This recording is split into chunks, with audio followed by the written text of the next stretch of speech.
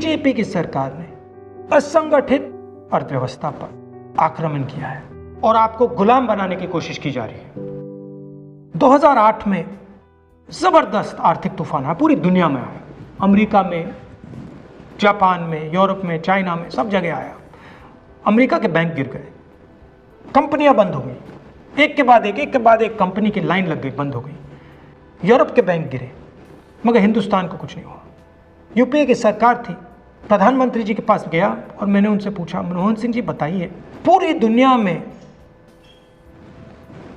आर्थिक नुकसान हुआ है, हिंदुस्तान को कोई असर नहीं हुआ, कारण क्या है?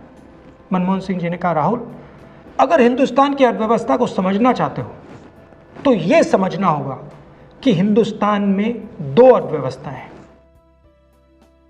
पहली असंगठित अर्थव्यवस्था और दूसरी संगठित अर्थव्यवस्था। संगठित अर्थव्यवस्था में बड़ी कंपनियां, नाम आप जानते हो। असंगठित अर्थव्यवस्था में किसान, मजदूर, छोटे दुकानदार, मिडिल साइज कंपनीज।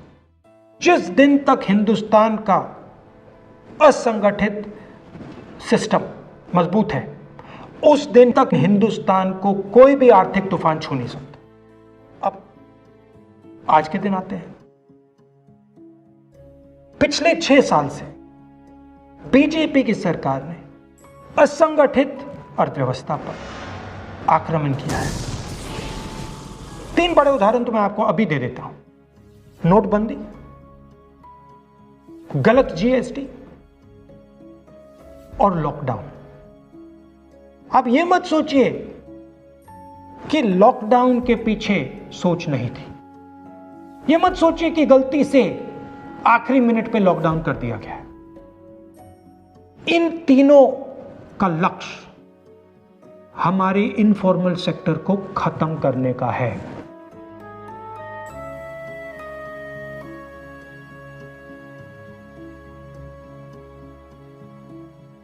प्रधानमंत्री जी को अगर सरकार चलानी है, मीडिया की जरूरत है, मार्केटिंग की जरूरत है। मीडिया और मार्केटिंग 15-20 लोग करते हैं। इनफॉर्मल सेक्टर में पैसा है, लाखों करोड़ रुपए, जिसको ये लोग छू नहीं सकते।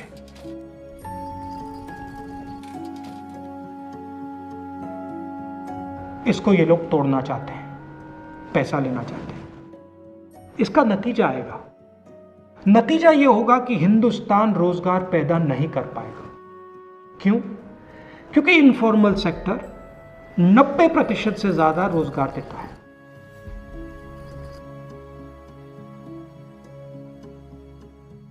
जिस दिन इनफॉर्मल सेक्टर खत्म हो गया, नष्ट हो गया, उस दिन हिंदुस्तान रोजगार पैदा नहीं कर पाएगा।